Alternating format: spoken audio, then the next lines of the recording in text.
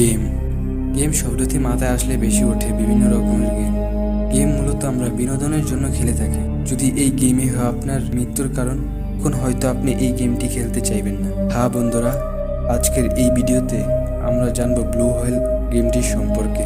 তো চলুন শুরু করা যাক। ব্লু হোয়েল সোশ্যাল মিডিয়া ভিত্তিক একটি ডিপ ওয়েব গেম ছিল।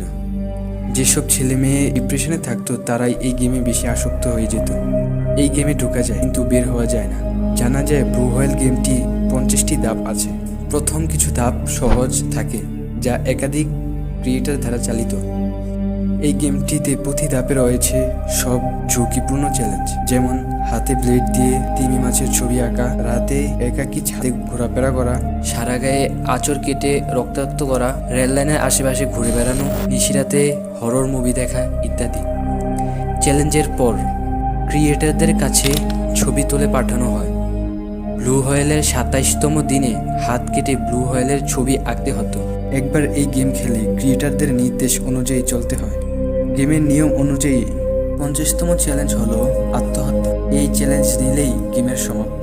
প্রশ্ন, কিভাবে একটি গেম খেললে মৃত্যু হতে পারে? স্বাভাবিকভাবে ব্লু হোয়েল অর্থ নীলতিমি। সাধারণত নীলতিমিরা মৃত্যুর আগে সাগরের তীরে ভেসে ওঠে আত্মহত্যা করার জন্য। আর এই গেম যারা খেলে তারা মৃত্যুর ডাঙায় চলে আসে। মৃত্যুর বিষয়টি মাথায় রেখে এই গেমের নাম করা হয়েছে ব্লু হোয়েল বা নীলতিমি। এই গেমটিতে ব্যবহার করা হয়েছে চমৎকার গ্রাফিক্স আর ব্যাকগ্রাউন্ড মিউজিক হিসেবে ব্যবহার করা হয়েছে আবেগী সুর। গেমের মিউজিক শুনলেই শরীরের রক্ত হিম হয়ে যায়। ব্লু হোয়েল গেমটিতে 50টি লেভেল রয়েছে। গেমিং ইউজারদের বাধ্য করা হয় সবগুলো লেভেল খেলার জন্য। রাশিয়া শুরু হলেও এর প্রভাব পড়েছে এশিয়ার অনেক দেশে। সাধারণভাবে গ্রুপে অপারেট করা হয় এই গেমটি। এক্ষেত্রে জনপ্রিয় ওয়েবসাইট ফেসবুক, হোয়াটসঅ্যাপের মতো গোপনে ব্যবহার করা হতো এই গেম।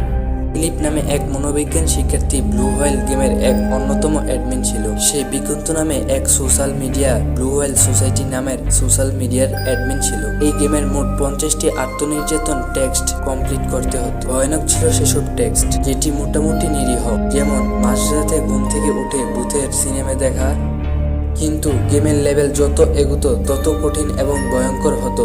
এই টেক্সটে প্রতিযোগীকে নিজের শরীরের 50টি ইনজেকশন সুচ ফুটিয়ে সেই ছবি পোস্ট করতে হতো গেমিং পেজে, আর একবারে শেষে নিজের প্রাণ হরণ করতে হতো। আসলে ফিলিপ কেন এমন ভয়ানক গেম তৈরি করেছে? সে বলে, যারা এই চ্যালেঞ্জের শিকার তারা পৃথিবীতে বেঁচে থাকার কোনো যোগ্যই নয়। তাদেরকে মৃত্যুর মুখে ঠেলে দিয়ে এই সমাজকে একটি সুন্দর সমাজ তৈরি করব। যেসব কিশোর কিশোরী এই গেমে আসক্ত হয়ে যেত তারা সাধারণভাবে নিজেদেরকে সবার কাছ থেকে লুকিয়ে রাখত। তাদের মধ্যে সাধারণ আচরণ দেখা যেত না। তারা দিনের বেশিরভাগ সময় কাটিয়ে দিত সোশ্যাল মিডিয়ায়। গভীর রাত পর্যন্ত তারা ছাদে ঘোরাফেরা করত এবং কিছুটা সময় পর ক্ষত বিক্ষত করে তুলতে থাকে তাদেরকে। 50তম লেভেলে এসে তারা তাদের জীবনকে শেষ করার জন্য প্রস্তুত হতো, আর এইভাবে হতো তাদের মৃত্যু। বর্তমানে এই গেম কোথাও খুঁজে পাওয়া যাবে না, কারণ এটিকে একবারে ব্যান করে দেওয়া হয়েছে। তো বন্ধুরা, আজকে এই পর্যন্তই।